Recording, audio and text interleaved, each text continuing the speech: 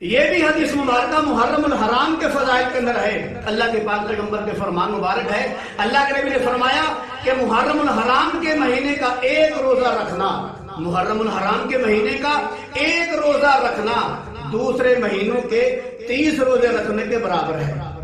دوسرے مہینوں کے 30 روزے رکھنے کے برابر ہے محرم الحرام کے مہینے کا ایک روزہ رکھنا۔ ایک اور حدیث مبارکہ کے اندر آتا ہے، اللہ کے نبی صلی اللہ علیہ وسلم نے فرمایا کہ جو کوئی آدمی 10ویں تاریخ کا 10ویں محرم کا روزہ رکھتا ہے، فرمایا اس کے اللہ تعالیٰ گزشتہ 1 سال کے گناہ کو معاف فرما دیتا ہے۔ ایک اور حدیث مبارکہ کے اندر آتا ہے، نبی صلی اللہ علیہ وسلم کا فرمان مبارک ہے کہ جو کوئی آدمی محرم الحرام کی 10ویں تاریخ کا روزہ رکھتا ہے، اللہ تعالیٰ اس کے گزشتہ 2 سالوں کے گناہوں کو معاف فرما دیتا ہے۔ ایک اور حدیث مبارکہ کے اندر آتا ہے، نبی صلی اللہ علیہ وسلم نے فرمایا اگر کوئی آدمی محرم الحرام کی 10ویں تاریخ کا روزہ رکھتا ہے، فرمایا اللہ تعالیٰ اس کے پچھلے 40 سال کے گناہوں کو معاف فرما دیتا ہے۔ ایک اور حدیث مبارکہ کے اندر آتا ہے، نبی صلی اللہ علیہ وسلم نے فرمایا کہ اللہ تعالیٰ نے محرم الحرام کے مہینے کو اپنا مہینہ قرار دیا ہے۔ کیا فرمایا؟ شہر اللہ، یعنی کہ محرم الحرام کے مہینے کو اللہ تعالیٰ نے اپنا مہینہ قرار دیا ہے۔ جیسا کہ جو کعبہ کو کعبۃ اللہ کہا جاتا ہے، اللہ کا گھر، اور صالح السلام کی اونٹنی کو ناقۃ اللہ کہا جاتا ہے، اللہ تعالیٰ کی اونٹنی، اور ہمارے نبی صلی اللہ علیہ وسلم کو محمد رسول اللہ کہا جاتا ہے، ایسے ہی میرے عزیز بھائیوں محرم الحرام کے مہینے کو اللہ تعالیٰ نے شہر اللہ قرار دیا ہے، یعنی کہ اپنا مہینہ قرار دیا ہے۔ ایک اور حدیث مبارکہ کے اندر آتا ہے کہ امی عائشہ صدیقہ رضی اللہ تعالیٰ عنہ بیان فرماتی ہیں کہ رمضان کا مہینہ فرض ہونے، یعنی کہ رمضان کے روزے فرض ہونے سے پہلے اس امت پر یہ 10ویں تاریخ کا روزہ فرض تھا۔ یہ محرم الحرام کی 10ویں تاریخ کا عاشورے کا روزہ فرض تھا، لیکن جب رمضان کے روزے فرض ہو گئے تو پھر نبی صلی اللہ علیہ وسلم نے فرمایا کہ اب تمہاری مرضی ہے کہ عاشورے کا روزہ رکھو یا نہ رکھو، اب رمضان کے روزے فرض ہو چکے ہیں، لیکن رمضان کے روزے کے فرض ہونے سے پہلے اس امت پر محرم الحرام کی 10ویں تاریخ کا روزہ فرض تھا۔ ایک اور حدیث مبارکہ سن لیجئے، نبی صلی اللہ علیہ وسلم جب ہجرت کر کے مکے شہر سے مدینے پاک میں آئے نا، تو دیکھا کہ جو مدینے کے یہودی ہیں وہ محرم الحرام کی 10ویں تاریخ کا روزہ رکھتے ہیں۔ اللہ کے پاک پیغمبر صلی اللہ علیہ وسلم نے ان سے پوچھا کہ بتاؤ تم محرم الحرام کی 10ویں تاریخ کا روزہ کیوں رکھتے ہو؟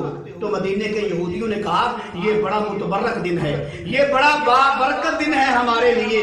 پوچھا گیا کیوں، اس کی کیا وجہ ہے؟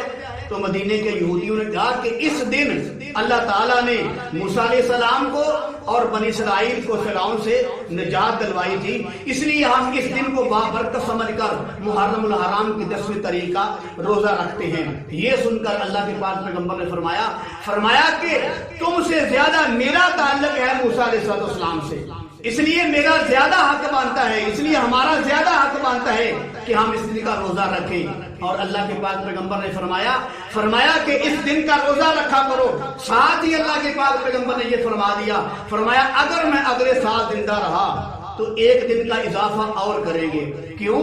اگر ایک روزہ رکھیں جیسے یہودی رکھتے ہیں 10ویں تاریخ کا روزہ، اگر ہم 10ویں تاریخ کا روزہ رکھیں تو یہ تو یہودیوں کے ساتھ مشابہت ہو جائے گی، لہذا مشابہت بھی اختیار نہیں کرنی، اس سے بھی حدیث پاک کے اندر منع فرمایا گیا ہے۔ اللہ کے پاک پیغمبر نے فرمایا کہ مشابہت بھی نہ ہو، اس لیے ہم اگلے سال 1 روزہ اور اس کے ساتھ اضافی رکھ لیں گے، 1 روزہ اور زیادہ کر لیں گے تاکہ مشابہت بھی نہ ہو اور ثواب میں کمی بھی نہ ہو، ثواب بھی زیادہ ہو جائے اور مشابہت بھی نہ ہو۔ اس لیے اللہ کے پاک پیغمبر نے فرمایا اگر میں زندہ رہا تو اگلے سال اس روزے کے ساتھ 1 روزے کا اور اضافہ کر لیں گے۔ اور اسی وجہ سے علماء فرماتے ہیں کہ محرم الحرام کی 10ویں تاریخ کا صرف 10ویں تاریخ کا روزہ نہ رکھیں، اس کے ساتھ 1 اور روزہ ملا لیں، یعنی کہ نامی 10ویں کا رکھیں یا 10ویں 11ویں کا رکھیں۔ تو لہذا میرے عزیز بھائیوں یہ ہے محرم الحرام کی فضیلت۔ محرم الحرام کے مہینے میں 10ویں محرم کا روزہ رکھنا کتنی شان والا ہے، جیسے کہ میں نے آپ کو بتا دیا کہ ایک حدیث مبارکہ کے اندر آتا ہے کہ اللہ تعالیٰ آدمی کے 40 سال کے گناہ معاف فرما دیتا ہے جو آدمی 10ویں تاریخ کا روزہ رکھتا ہے۔ ایک اور حدیث مبارکہ سن لیجئے، نبی صلی اللہ علیہ وسلم نے فرمایا کہ جو کوئی آدمی محرم الحرام کی 10ویں تاریخ کو اپنے گھر والوں پر خرچہ کرے گا، ان کو کپڑے لے کر دیتا ہے یا کھانا وغیرہ لے کر دیتا ہے، فرمایا کہ جو کوئی آدمی اپنے گھر والوں پر، اپنے بیوی بچوں پر خرچہ کرے گا، اللہ کے پیغمبر نے فرمایا اللہ تعالیٰ اس کے اگلے پورے سال میں رزق میں برکت فرما دے گا۔ لیکن ہماری آج کل الٹی گنگا چل رہی ہے کہ محرم الحرام کے مہینے میں نئے کپڑے نہیں پہننے، اچھا جو ہے کھانا نہیں کھانا، حتیٰ کہ جو ذوالحجہ کے مہینے کا گوشت رکھا ہوا ہے وہ بھی نہیں کھانا۔ اللہ معاف فرمان کو حرام قرار دیتے ہیں، نجائز قرار دیتے ہیں۔ میرے عزیز بھائی، یہ الٹی گنگا نہیں تو اور کیا ہے؟ یہ اسلام سے دوری نہیں تو اور کیا ہے؟